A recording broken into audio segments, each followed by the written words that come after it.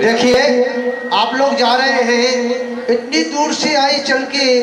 हाँ मुझे अंदर से भूख लगी होगी ना, मुझे पता है। हाँ ठीक है, आराम से निकल जाओ, दूसरे को मैं उठा के ले जाना। चलो यहाँ पर 2015 में इस स्थान पर मैं आया था। एक छोटी सी कुटिया, पत्थर ऊपर लगे हुए टीन, और उसी नीचे बैठे हुए आचार्य भगवान। और उसी समय कुटिया में आचार्य भगवान ने मेरे को बैठा लिया। और आज देखते हैं 7 साल के अंदर आप देख रहे हैं इतनी बड़ी विशाल मंदिर, फिर एक नहीं 2 पंच कल्याणक, और कम से कम पहला पंच कल्याण में 70-80 पीछी, और पंच कल्याणक उसके साथ में साधु संत भी। इतने साधुओं का आहारचर्या और कार्यक्रम, आचार्य भगवान कहीं हाथ से ही चमत्कार है, बोल ही चमत्कार है, और गुण ही चमत्कार है, और नजर ही देख ले उसका चमत्कार। मैं आपसे कहना चाह रहा हूँ कि आचार्य भगवान ने ये जो इतना क्षेत्र है, इस क्षेत्र में जो भी देखने मिल रहा है, ये उनकी तपस्या का फल है। जो साधु अपने तपस्या में लीन होते हैं, उनको बोलना नहीं पड़ता है। उनका कार्य बोलने के पहले कार्य सिद्ध हो जाते हैं। और जो गुण होते हैं, वो गुण से, तपस्या से, ध्यान से, ज्ञान से और चर्या से ऑटोमेटिक उसका चमत्कार देखने मिल जाता है। आचार्य भगवान का यह जो क्षेत्र है, इस क्षेत्र पर मैंने भी एक पंच कल्याणक में आया, और उस समय देखा, लग रहा था कोई पंच कल्याणक छोटी सी होगी, पर जब पंच कल्याणक देखा मैंने, इतना भव्य विशाल तो पंच कल्याणक देखने मिला। और आज जो मैं देख रहा हूँ, ये पहली बार मेला है, और ये मेला वार्षिक मेला अभिषेक, उसको देखने के लिए लोग एक एक व्यक्ति तरसता है। और ये वार्षिक मेला में आचार्य भगवान का बड़ी साधना का फल है। जब मैंने बरई का जो मेला भरा, उस समय में आचार्य भगवान ने सवेरे से शाम तक अभिषेक और मंत्र जाप अनुष्ठान, महामृत्युंजय जाप अनुष्ठान चलता ही रहा। वो जाप का अनुष्ठान, वो तपस्या का फल है।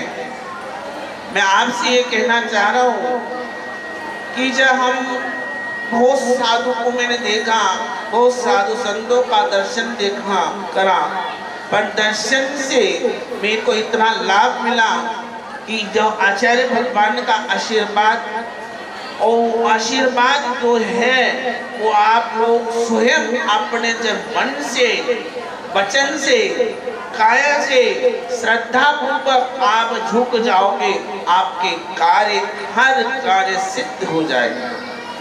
पर हमारी आस्था श्रद्धा नहीं है। जितने भी लोग आए, उनकी आस्था और श्रद्धा, मन, वचन और काया सब प्रकार की एकत्रता हो गई, और उस कार्य के एक एक कार्य सिद्ध हुए। आप लोगों ने जो भगवान आचार्य भगवान को डॉक्टर पदवी की बात चल रही थी, क्या आचार्य भगवान को डॉक्टर पदवी देना चाहिए? मैं कहता हूँ देना चाहिए। क्यों? कि उनके आशीर्वाद ही डॉक्टर है, उनकी बोल ही डॉक्टर है।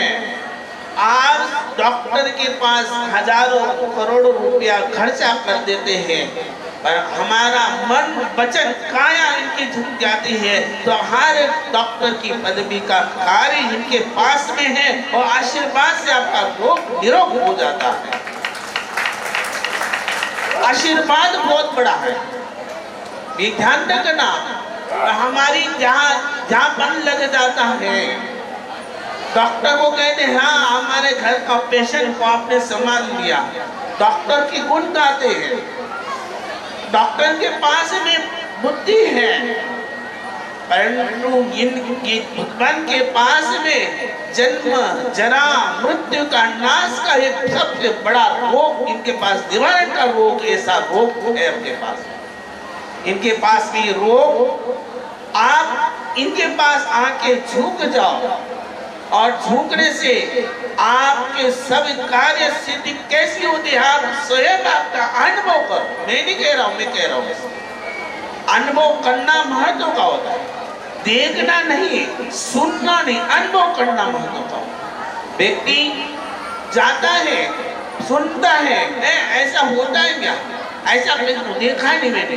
अरे भाई तुम जा और देख लो सत्य क्या है।